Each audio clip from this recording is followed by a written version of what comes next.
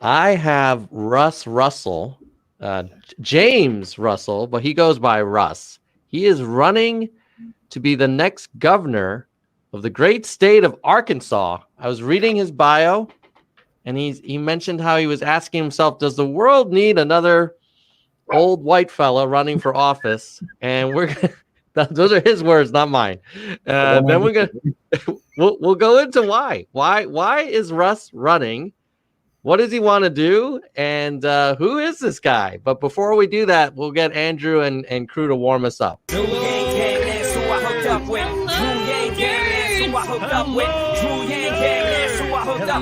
no place to hide now that he's arrived. I'm saying he ain't playing now with this campaign. Bang, dang, it's and Drew come roll with the gang gang. Drew gang gang, that's who I hooked up with. Drew gang gang, that's who I hooked up with. Drew gang gang, that's who I hooked up. Yo, there's no place to hide now that he's arrived. I'm saying he ain't playing now with this campaign. Bang, dang, it's and Drew come roll with the gang gang. Hello, nerds. Hello, nerds. Welcome to the show, Russ. Oh, is there a little dog in the background? The dog get in, in the action. Oh yeah, that's Carbon. She goes with us on most events. I think she's more popular than me at most of the campaign stuff. So yeah. That's lovely. That's lovely. She says hello, nerds, as well in her own way. Okay.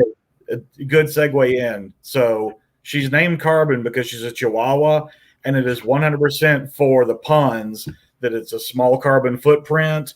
If she takes a leak anywhere, it's a hydrocarbon spill. Any of her leash and collar is automatically carbon fiber. So, yeah, it is 100% for the puns. So, I love it. I love it. You better get ready for the carbon tax, though. oh, yeah. Yeah, but it'll be small ones since she doesn't really take up that much. Exactly. So, Russ, tell me a little bit about yourself. Who is James Russell III? He's me, and lame jokes and all. Grew up mainly in Shreveport, Louisiana, which is just over the border of Arkansas. But my dad's side of the family has been in Arkansas for ages. So I spent a lot of time coming back and forth, a lot of my youth in rural Arkansas down there around Louisville. Moved to the central Arkansas area around 97. Done manual labor, done all kind of stuff. Was a musician, which everybody's like, okay, how does that translate into politics? I'm like, okay, circuitous, but when you're a musician, you do pretty much anything to survive and make ends meet.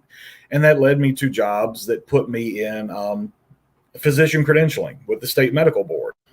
And I did that for a few years, which translated into becoming a medical staff coordinator at Arkansas Children's Hospital, which put me in a bunch of the executive committees and things like that, nosocomial infections, different stuff. And one of those committees was the bioethics committee.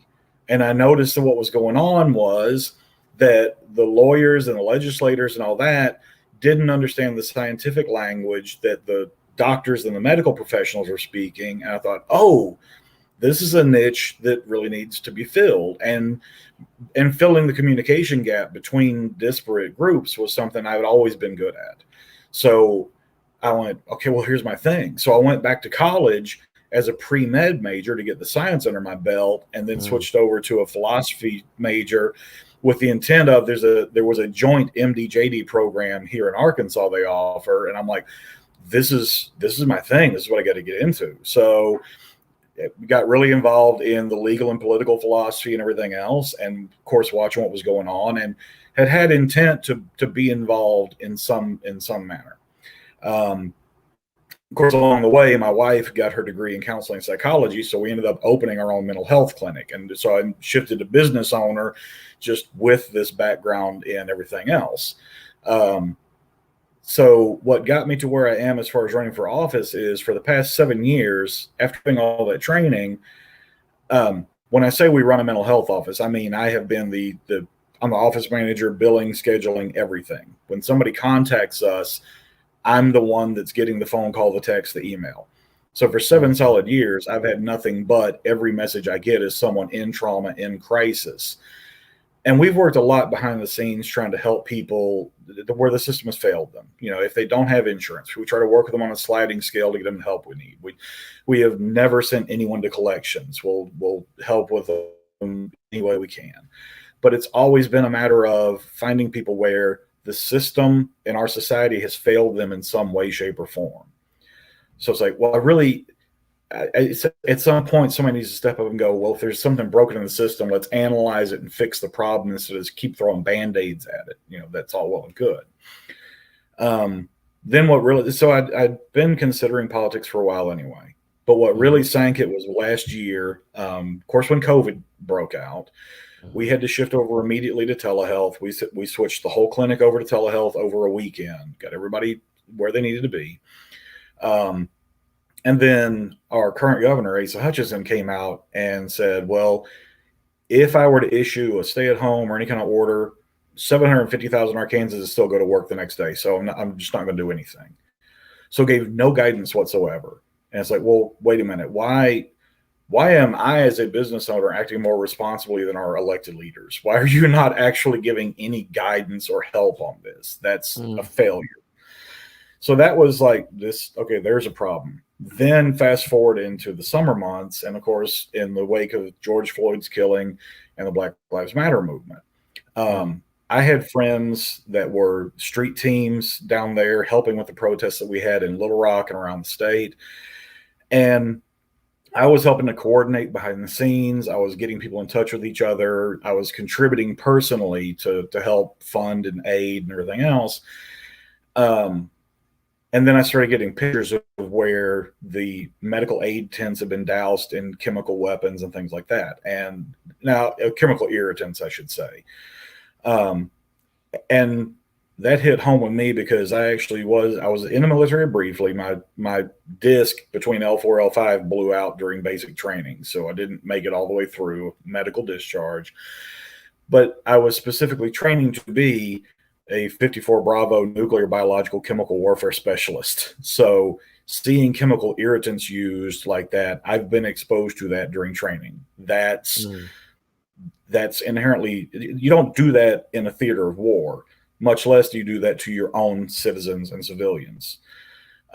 And all it would have taken is for any of our leaders to speak out and go, hey, there are other ways we can approach this. They sent out our state police, our National Guard, formed a military phalanx, and advanced on protesters, on citizens, like they were an opposing military force.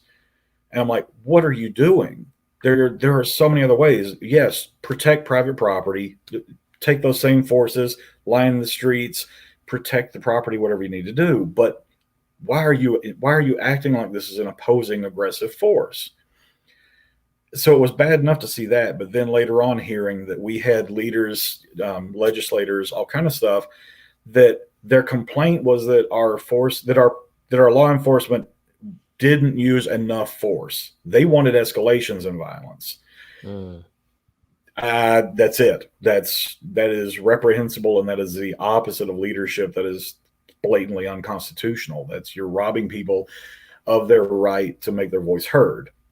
Again, protect private property, work with them to remove bad actors. We saw footage from different cities where the people who were there peacefully protesting would find someone who was destroying property, isolate them, remove them from the situation, and turn them over to the authorities. We saw that. So if we could re-engender the trust and the communication between our community and our law enforcement officers, we could have that kind of cooperation. We can ensure everyone's safety and ultimately prevent another occurrence of George Floyd or Breonna Taylor, or I mean, the list goes on. That's the thing. So it was finally seeing systemic failure so many times that it was like someone has to step up. And especially seeing who we had coming down the pipe on the other side. I mean, the writing was on the wall for who was going to run for governor as far as on the right.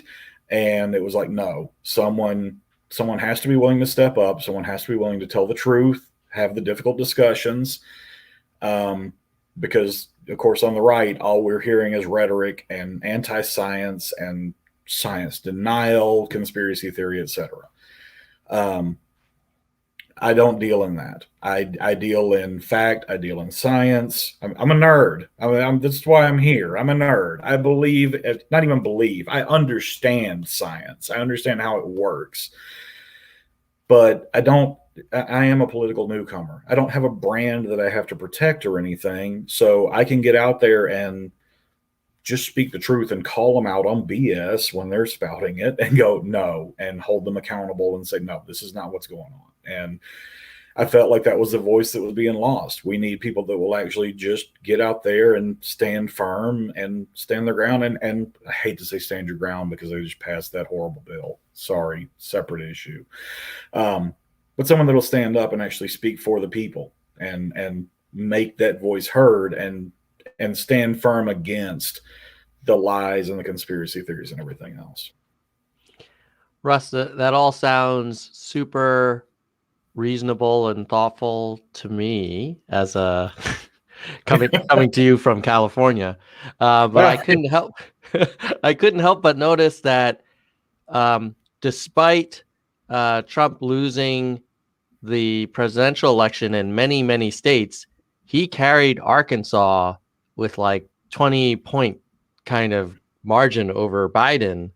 It seems like you're presenting a fairly kind of moderate to progressive view in a state that is really kind of dug in a different direction. Right. Well, and it is, but here's the catch. If you actually, again, on the nerd side of it, if you break down the math, if you actually look at the voting numbers, and this is something I push back on. I'm glad you didn't use the normal term where everybody will say, "Yo, we're a deeply red state," because that plays into the psychology of it. But if you look at the voting numbers, Arkansas, did it show out huge for Trump and for that kind of ideology? Only in terms of who actually showed up and voted. We have some of the lowest voter turnout in the entire nation. So we do not have that many people actively engaged in the political process. And of those people that, and if you take that and look at how many people we actually have registered in the state, it's even lower. We have just over 3 million people in the state. And I know that's like a suburb for y'all. That's nothing. It's no, numbers wise. But we have over 3 million people in the state. We have about 1.1 million actual registered voters. Now, and those numbers, wow. That's not a massive amount of engagement. Yeah. So you're looking at over half the state isn't even taking part. Then within the registered voters, which again, remember, that's less than 50% of the population of the registered voters, less than, just over half of them are actually voting. So you now have roughly 25% of the populace are in there actively making their voice heard. And then of that 25%, that's what he carried 70% of. You break that math down, you're now talking about 17%, somewhere in that neighborhood overall of the actual populace of the state. So it's not that we're that deeply entrenched. It's the fact that things have shifted so long, and especially the rural voters of our state have been made to feel so disenfranchised and so apathetic and so powerless that they simply don't feel like there's a point in becoming engaged in the process. So the statistics kind of make it look wonky the way it gets reported, because if you report on just voter numbers of what happened, it paints a drastically different picture than if you look at, well, who in the populace is actually turning out and engaging. So that's been one of our big things, is actually getting people to realize you can flip this state 100%. You can determine what's going to happen, because it's overcoming the apathy and the disenfranchisement more than anything else. And that's it.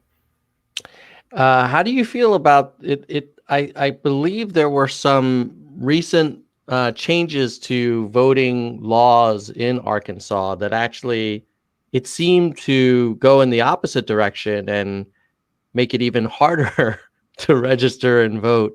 So if you already have low registration, low turnout, and then there are now being changes implemented to make it even harder, What's your take on that?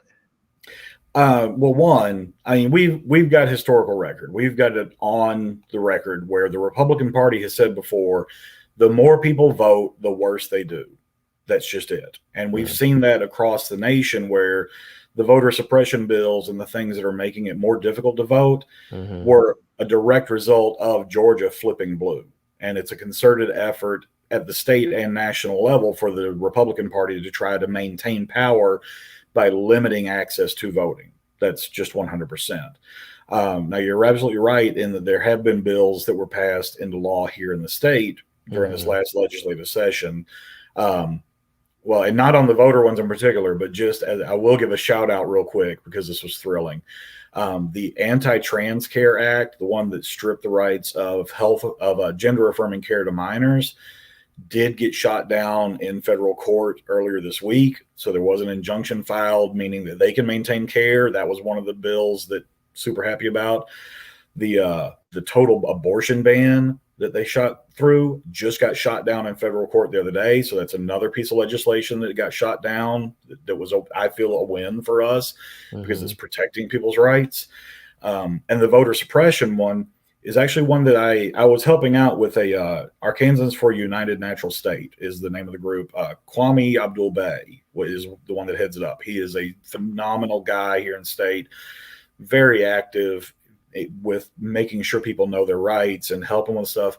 And he helped organize and put together a series of referendums seeking signatures to get that bill along with a couple of other ones overturned.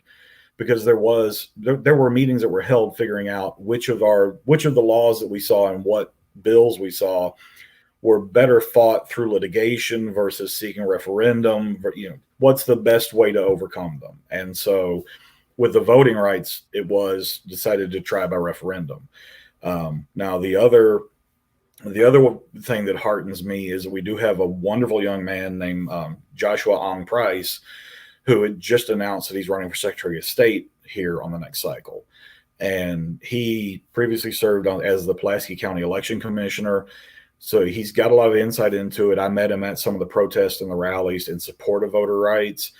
And I'm hoping that his campaign does really well because I think he'd serve it well as Secretary of State, reinsuring access to voting access, opening up polling stations, making sure that, absentee voting and early voting still is a thing.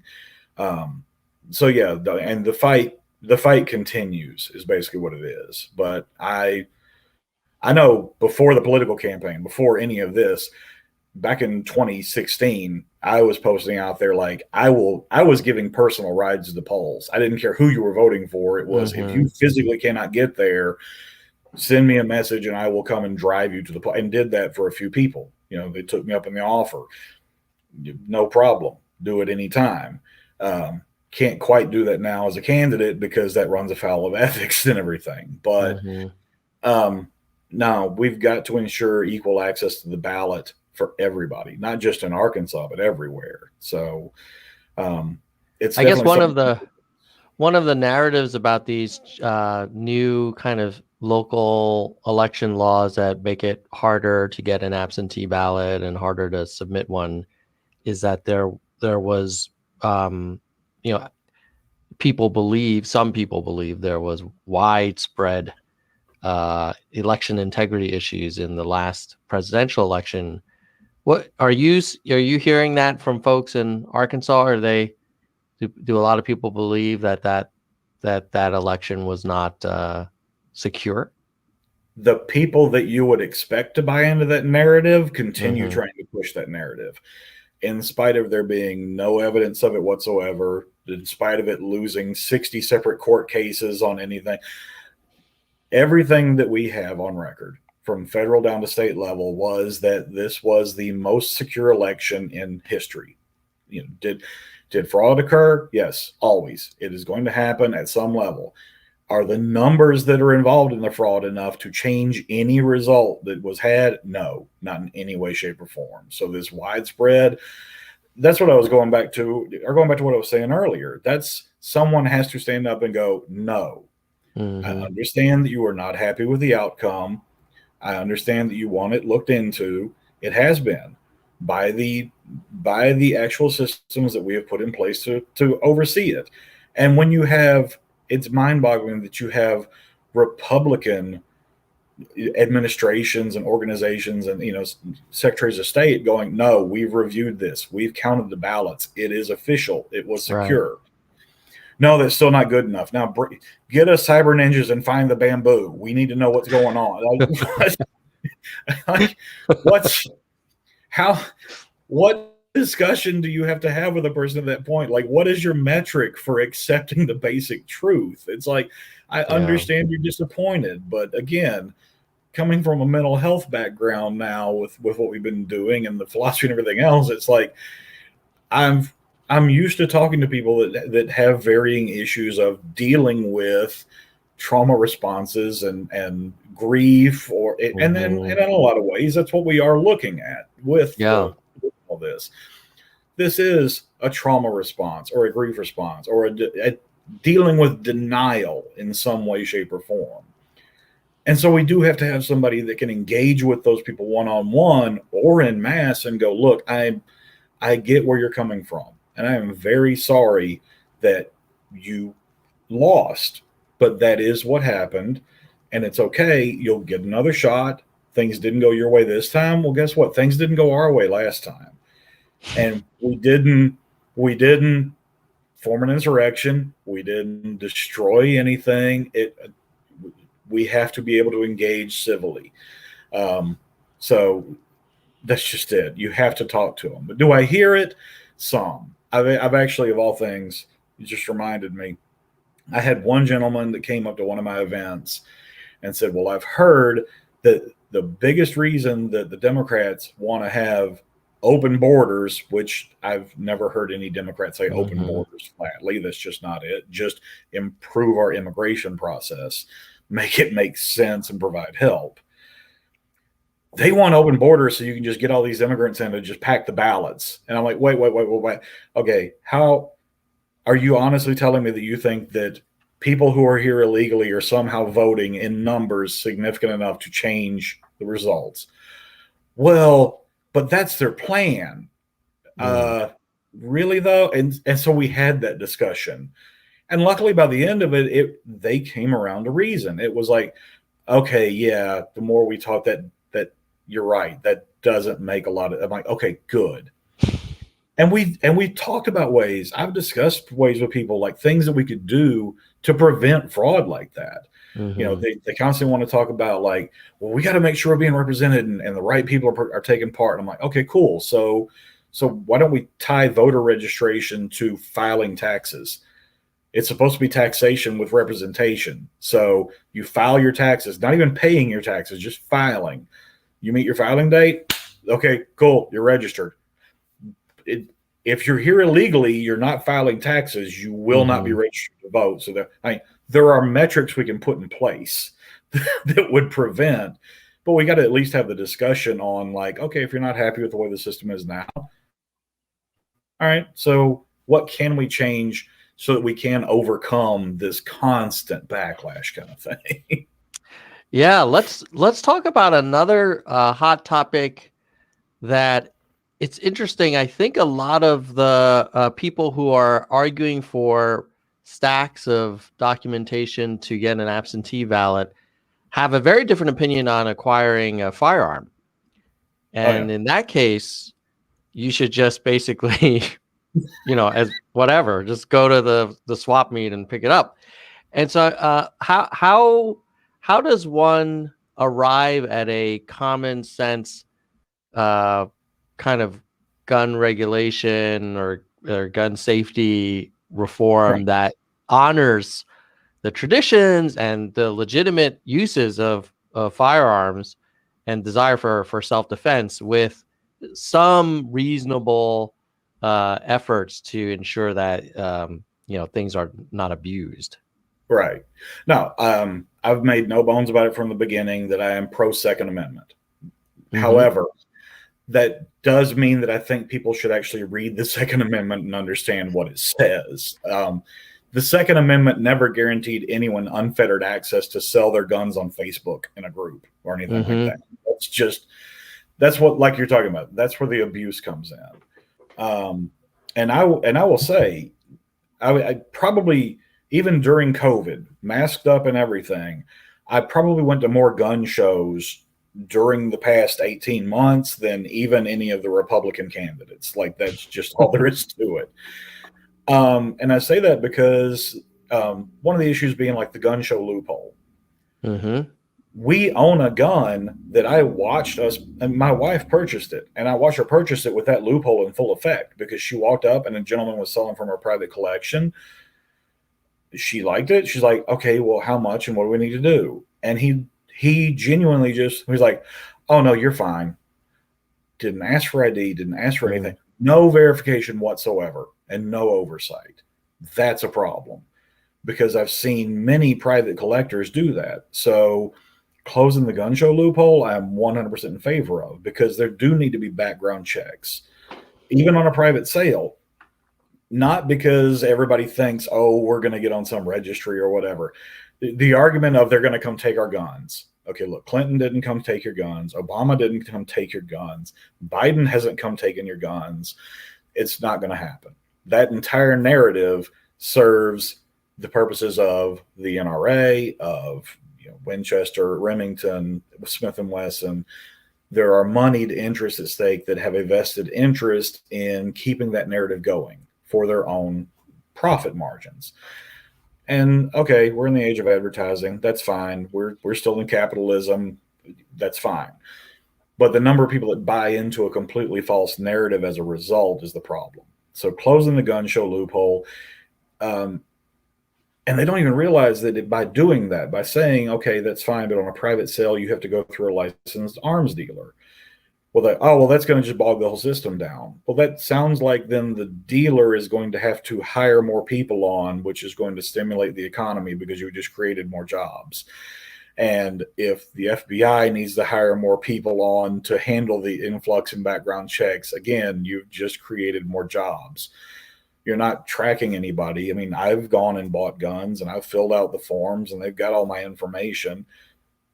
I don't feel like I'm on any national registry. I'm not really that concerned about it. And the idea that anybody thinks that they couldn't be found while they talk about this on their smartphone with their tracking, it's just inherently ludicrous anyway. I mean, your rights are being protected. Your rights are not being infringed upon by saying that you have to be a responsible gun owner, that they need to be secured. If you have one for home defense, that makes total sense. That's fine.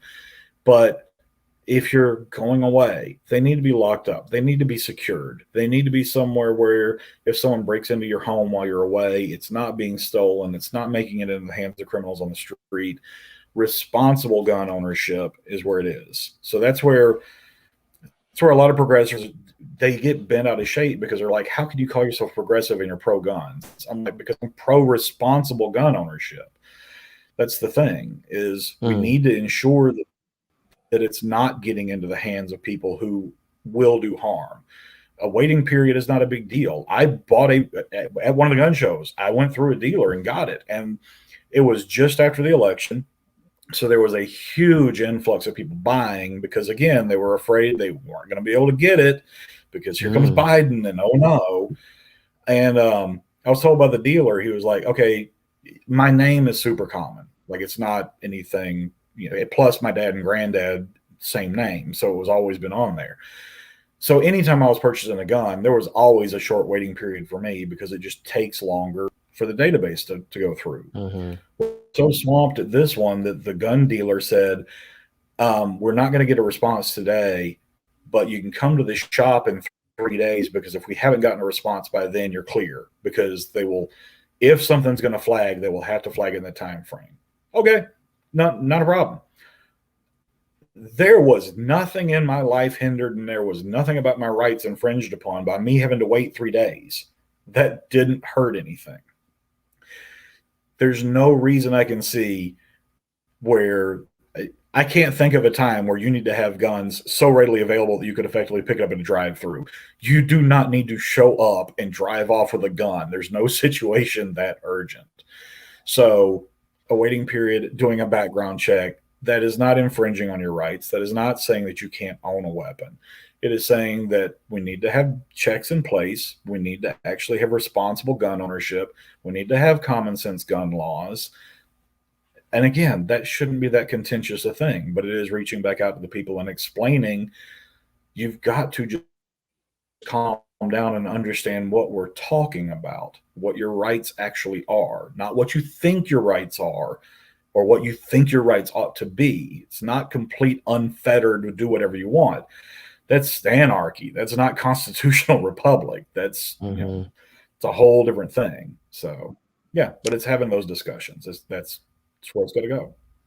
You know, you talked about being a man of science, and I'm just curious about your take on the current state of COVID mitigations in Arkansas. Arkansas, I believe, has one of the lower vaccination rates, but more importantly, is having like a significant uptick in COVID cases. Like here's the hotspots, cases per 100,000 people. Yep. And you see this area, well, you know, Missouri as well, Louisiana, parts of Florida. It looks like it's pretty significant. And Arkansas is up 99% in the last 2 weeks in terms of cases. Hospitalizations are up 72%. And there's only 1 out of 3 people who are fully vaccinated. What's going on? Like what's the state of why is this happening? Again, people buying into the narrative and just refusing and not trusting the science or the administration. That's it. Well, when you talk about it's on Missouri too, basically that's the entire Ozark region.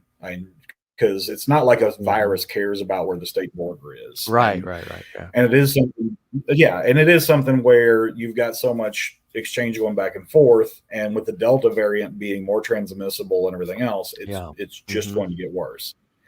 No, I'm deeply concerned about it, and that's another one where I'm wrestling on a daily basis with how to reach out to people to encourage getting the vaccine and doing that, because I do know people, again, because of being in the clinic, I know people that are immunocompromised where it wasn't safe for them to get it. They need to take extra precautions. That's one of the reasons why we shut the clinic down and went telehealth so early, was to protect, because we had people that worked inpatient as well as outpatient. And our psychiatrists we have on staff, we found out during that time frame, got exposed to 9 separate cases in one day at his inpatient center. Yeah. He had to go into isolation away from his wife and children until they found out what was going on. But that's just people.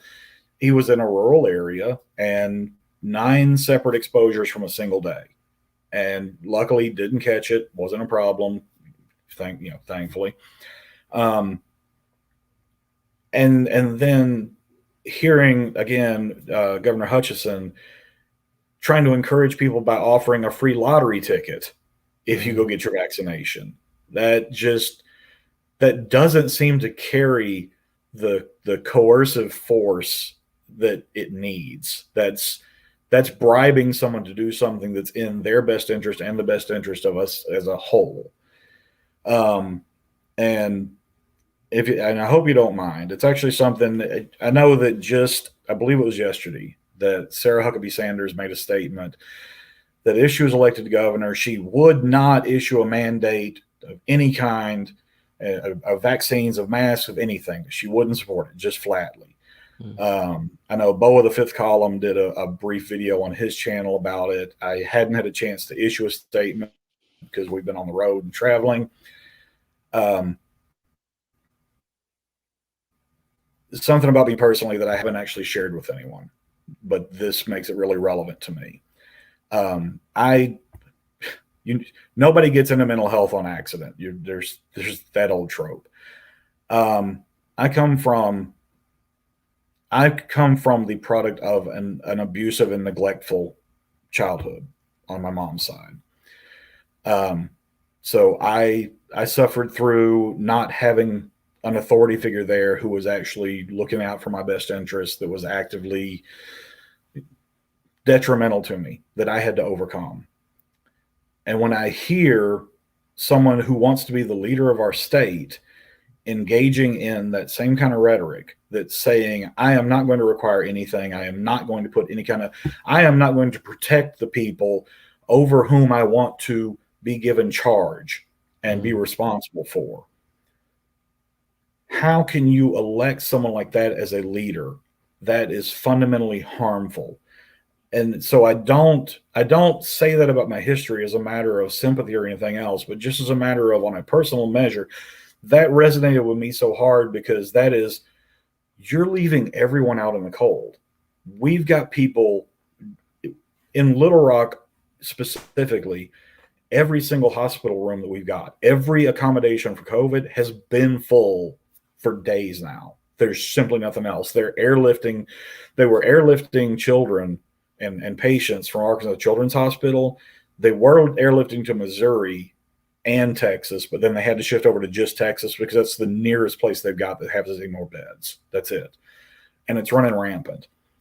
And what's even worse is that they have not only removed the mandate statewide, they have stripped the ability for local municipalities and everything to put in mandates of their own. So what that means is that we're going into a new school year where children 12 and under aren't eligible for the vaccine yet, have no protection, and they've stripped the ability of the local governments to protect themselves. They're right there, boots on the ground, facing it, and you've removed their ability to protect themselves. You're just relying on someone to do it the right way. If children 12 and under are allowed to make the decision on their own, the child doesn't know, just point blank. They are informed. One of my things I've said forever is there's actually no such thing as a child. There is an adult in training. And if they are not given guidance and told and explained and taught, here's how this virus works, here's how you protect one another, then you're going to end up with more adults like what we have right now, where they are not trusting what's going on. They are, as Bo of the Fifth Column said, they are just following what dear leader says is supposed to, because they're just towing that party line. But from a state level, to remove the ability for local organizations and local administrations to act in their own best interest and issue a mandate to protect themselves, that goes beyond irresponsible and into blatantly harmful, because you're now saying, I'm not even going to give you the permission to protect yourself if you see a problem going on. You're trusting, you're giving them the option of, well, you can suggest it, but you can't mandate it. Again, that's just like that Second Amendment thing. That's not understanding.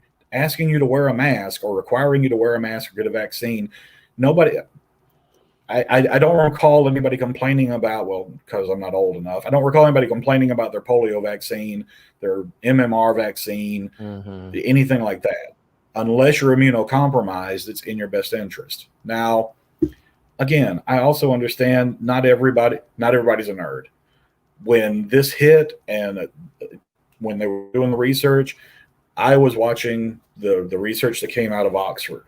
I was looking at the mRNA encoding and all that, and saw that, this was ongoing research to fight a potential outbreak of Ebola later on. They were already looking for ways to prevent an outbreak of a different viral pandemic. So they took existing research and said, well, what if we encode this to look for the spike proteins on the COVID, the SARS-2 COVID virus? Can we encode it for that instead? And they were able to. Great. And so that worked. But I understand that I, in particular, had the good fortune to be educated enough and also engaged enough to be a science nerd, to want to read the scientific documentation and understand, so this is how they got a vaccine out so quickly, because they were just building off of existing research. If someone else doesn't understand that, then it does look like somebody is just trying to push snake oil on you that, well, how'd you whip up a vaccine that quick? Well, by doing this. The literature right there, you can read it. They're not, it's not like they're watching that on the news. They're not going out and seeking that information. So again, it's that breakdown in trust, and then the leadership not giving them any reason to actually have trust, to downplay the danger that we're facing. So I mean, it breaks my heart to see what's going on, because this is human suffering that is 100% preventable. Yeah. Yeah, there does seem to be a portion of the population that seems to think that the technology for these vaccines was developed like in the White House in a few months, and I don't think they appreciate the years of mRNA research that have been going on.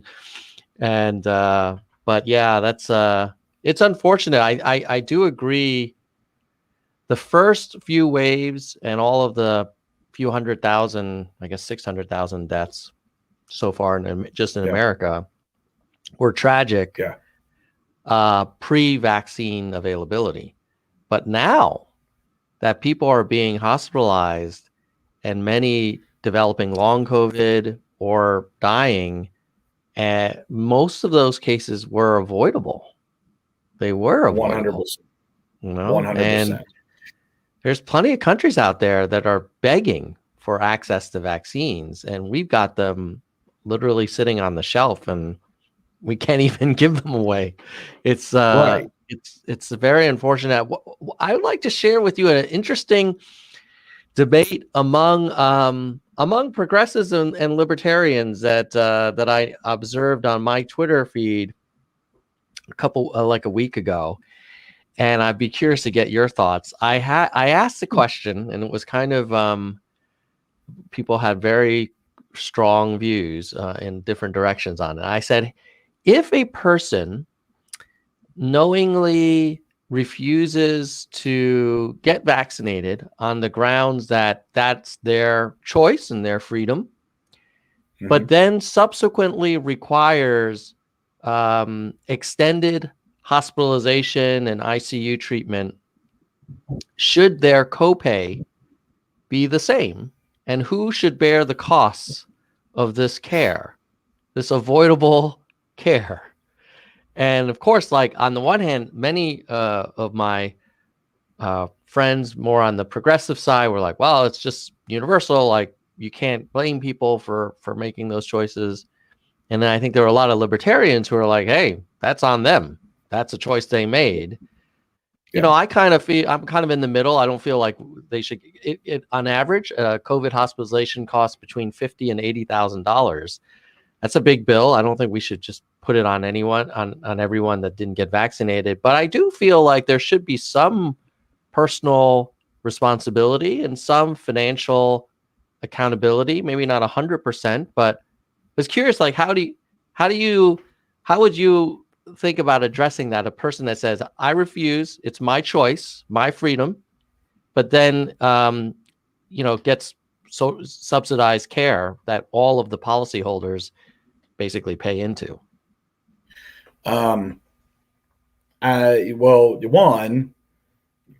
far as on the libertarian argument of personal responsibility, I would be, you could then go down the argument of, well, that's fine. If you were found to be a vector that infected someone else and they died, then are you then subsequently responsible for negligent homicide or manslaughter? Because you could have prevented their death by taking a simple precaution.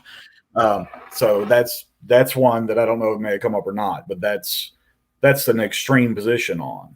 As far as my personal view, do I think they should take personal responsibility for getting the shot? Yes. If they refuse it and they get sick, I do still think that we as a society should take care of it, because that is the function of a society, is to care for one another. And I think that the people who are refusing it, that aren't understanding the science of it, that aren't understanding the cooperative effort involved in trying to protect one another, I think that is an indication of a further systemic failure in our education, in our outreach, in our society as a whole. So I think that, is there a personal accountability issue? Yes, 100%. But I think that is a result of failures systemically to engage that person and show them how they are interconnected with their neighbors, what our responsibilities are to one another, and understanding science in general. But again, it's too big a burden for any single person to bear. It's an unfortunate situation, 100%.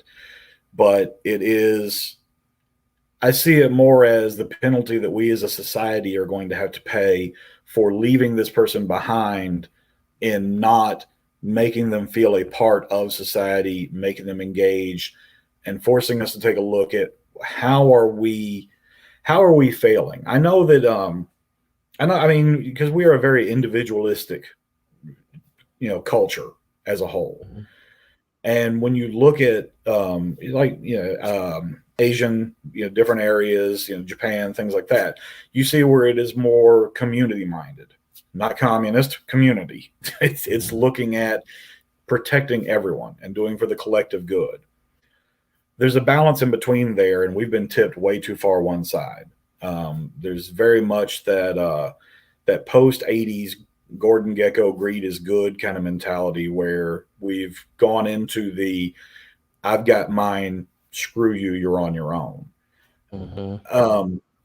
I'm fine with someone, you can have your independence, you can have your liberties, you can have everything else, but your decision and how that impacts somebody stops directly at the moment that it affects someone else. So if your choice to not get vaccinated or whatever is then putting someone else in jeopardy, then it's no longer simply your choice. You have to do what's in the best interest of the whole, because that decision is impacting someone else.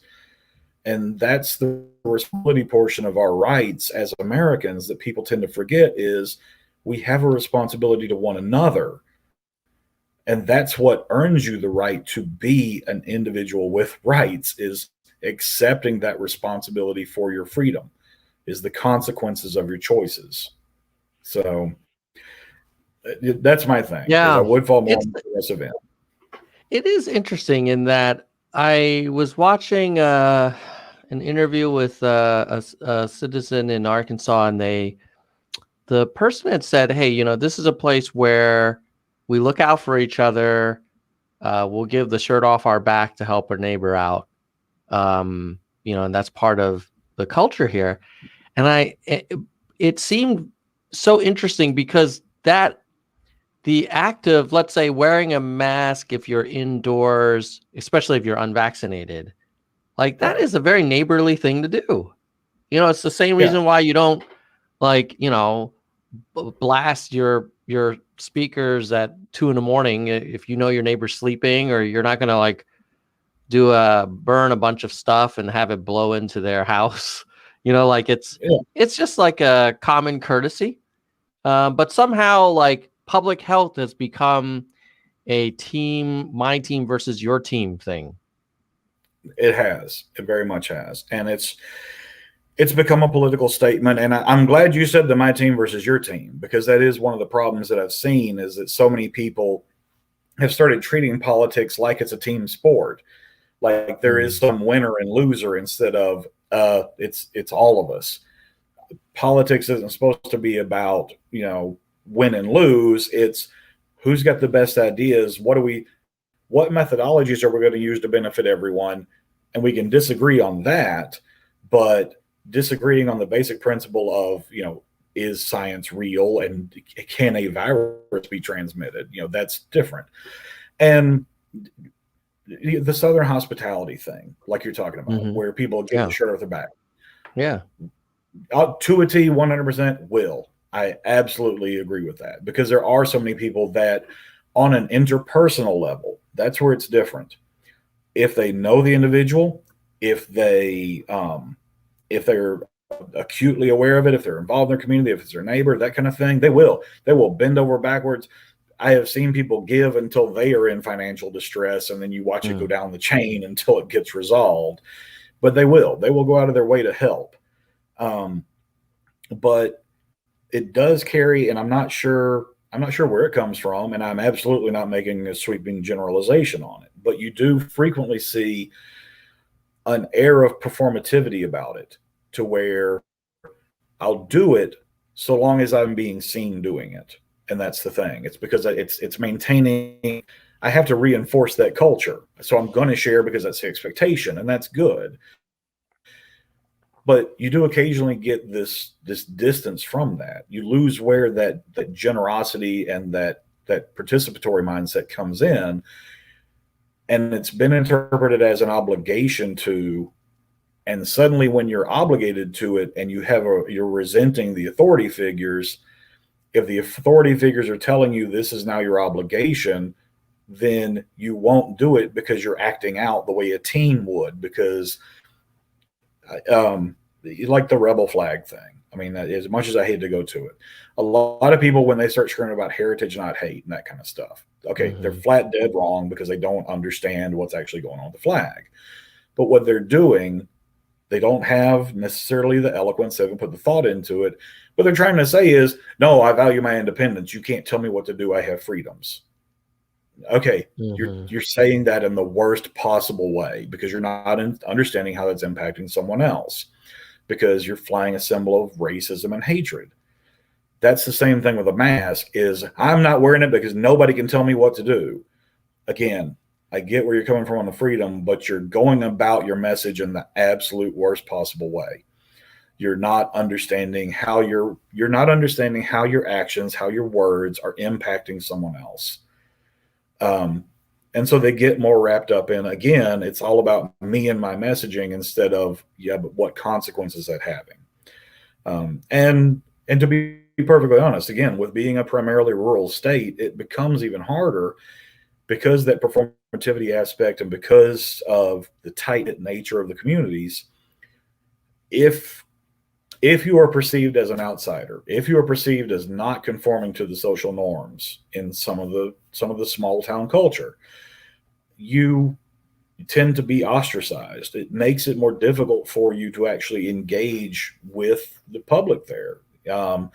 So even if you would normally make the choice of being of good conscience somewhere in a mask, if you show up somewhere and most people aren't, and you are, there's that self-consciousness of, oh, suddenly I'm not fitting in. I am now standing out. There's a Starbelly Sneetch problem, like the Dr. Seuss book. It's, oh, I'm not fitting in. And all the ones that do fit in and agree are ostracizing me and putting me out, and I'm being jeopardized existentially in that way.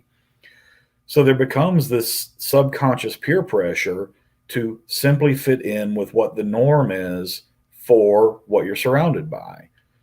Well, when the dominant people in your immediate group are vociferously against wearing masks, and they're the most outspoken because, like you said, the massive voter turnout that it seems like, no, they're the most motivated. They are the loudest ones, and they happen to be the ones that are not buying into the mask. They're not doing the vaccinations, and other people, simply in order to exist within their society, can't necessarily push back against that because they may suffer consequences, up to and including losing their jobs and their livelihood.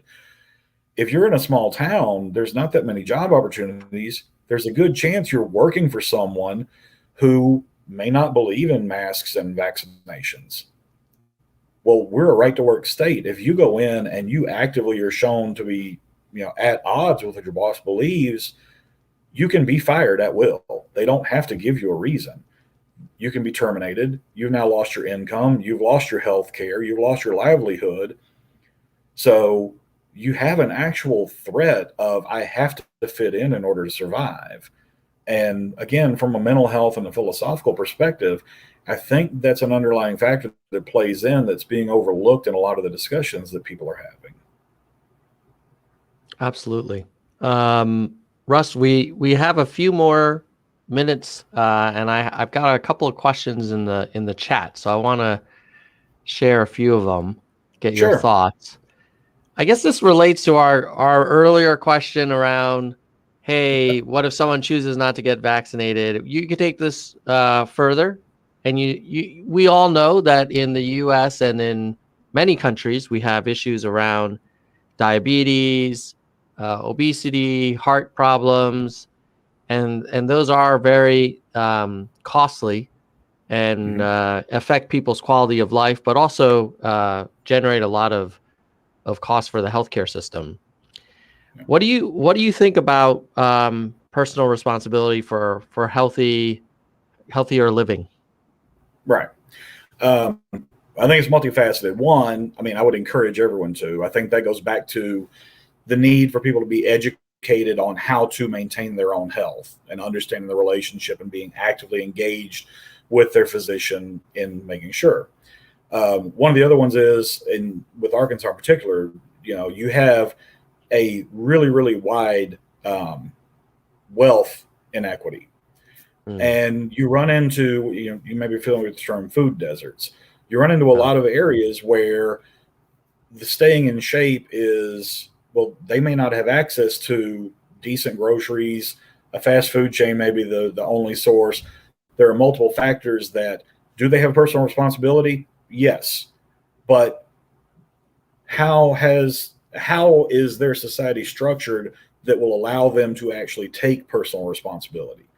That's the other part that we have to look at. So, I mean, I'm self-avowed. I mean, I've been going to the gym, trying to take care of myself, that kind of stuff. So I agree. Yes, people need to take responsibility, but we also have to look at the factors of what access do they have to properly take care of themselves, and what education do they have on how to actually take care of themselves. One of the things that I've noticed, I've been trying to be a little healthier myself, and one of the things I've realized is that a healthier lifestyle is more work, and it also means that you have to say no to a lot of things that brought you a lot of joy. Like I used to love ice cream, and then I was like monitoring my glucose levels, and I was like, wow, my body's really reacting very kind of abruptly to ice cream. Or, I've noticed that if I exercise daily at a very high rate of aerobic activity, I am able to kind of get to a healthier weight, but it's work. It is. And I wonder, how do you, I'm hoping that, like, I've done the calculation. I'm like, well, I want to be around for my kids and my grandkids, and so I'm going to make these sacrifices. But how do we, I mean, this is one of those things where seems like a tension between individual freedom and choice, and then sort of like the community's, the best for the community, because people who make different choices and then get chronic diabetes and aren't able to manage it properly, they do show up in the ER, and that's a $100,000 bill that we all pay, especially if they're on Medicare, which I know a lot of conservatives don't like socialism, but they're not saying that we should get rid of Medicare. But Medicare is a socialist program, and we're all paying into it. How do we help this country get healthier, because we're not on a great track? Well, you talking about it being a lot of work. That's one of the problems that we've got. Is you take someone who's struggling, you're trying to provide for a family. You've got probably both adults in the household are working. Probably the oldest child is working in addition to going to school. Everything they're doing because of trying to maintain. Because it is, the poverty cycle is a very difficult thing to get out of. It just is. Mm-hmm. Well, when you've got everyone going in and just hammering day after day for basic survival, you don't necessarily have the time or the energy to devote to go into the grocery store and make, okay, I've got to get this, and I've got to make sure I have this thing, and then I've got to go home and I've got to fix it. Our society has evolved in such a way where the notion of coming home, having a family meal, taken care of, and having access to that, society doesn't sustain it anymore. Now it's go work as much as you possibly can. And that's draining physically, mentally, emotionally. And then the ability to go, oh man, I could just forget it. I'll just hit the drive-through. We'll get whatever, because not only is it quick, I'm going to get, without realizing it, I'm going to get an endorphin. I'll get some dopamine. It's comfort food. I'll feel better about it, and I'll just get trapped in that cycle without realizing it. And that's a difficult thing to break. That's, as you know, that takes, like you said, a lot of work and a lot of conscious effort to put change in. And if you don't have a lifestyle or a circumstances of life that allow you the financial means to make that decision, you're kind of trapped. It's difficult. So improving quality of life overall, improving income equality, well, and you know, like you said, the Medicare for all, they hate socialism, but they love that. One of the problems we've got here in the state is that the idea of Medicare has been so demonized, because everybody's like, oh, it's terrible, it's terrible, it's terrible. That's why I don't usually say Medicare for all. I am 100% in favor of universal health care, but calling it universal Medicare here brings an entirely different message, because of people seeing the perceived failures in the Medicare system. They just, it's been demonized. So there's a messaging issue that the national narrative is kind of lost in this state.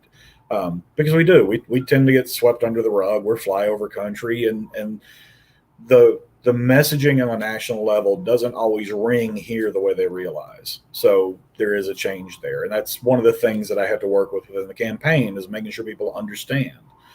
But just on an economic basis, we've seen from every study, if you went to universal health care, taxes go up, but your expenses go down. So you actually end up with a net gain. So people could actually have more economic freedom and be better taken care of, even when you run into those emergency situations. So that, much like we discussed the COVID vaccine, and you know, someone that chose not to, we are as a society able to absorb the cost to take care of each other and look at it and measure that as a metric and go, how do we prevent this? The old adage, an ounce of prevention is worth a pound of cure. Take the responsibility on the front end. You're not suffering the consequences on the back end. That's it. Russ, I hope your campaign catches traction and gets some steam in Arkansas. I understand there's a prominent person on the other side that's planning on running, and definitely I would love to see you there versus others. So thank you so much for coming on to the Nerd Show. Before we wrap up, are there any kind of closing remarks that you'd like to make, or suggestions or asks for the audience? Oh, be more nerds. That's my the clip in there from Revenge of the Nerds, like, we had our Renaissance. Wear it proudly. They do not let the cult of anti-intellectualism drive us away. We've got to stand up and hang in there and hang together. So be nerd and be proud. Get out there. I love it. And check out voteforruss.com, the number 4. And you can learn more about Russ. I'm probably ability to contribute and volunteer for him. And, you know, a lot of people said that Georgia would never, go in a different direction, but change happens. And so who knows, maybe someday Arkansas will make a shift as well. We can hope for the best and keep fighting in the meantime. Exactly. Yeah. Hopefully someday in 2022, Arkansas can flip. We're working as hard as we can towards it. Awesome. Well, with that, we're going to say goodbye, nerds. Goodbye, nerds. Thanks, Russ.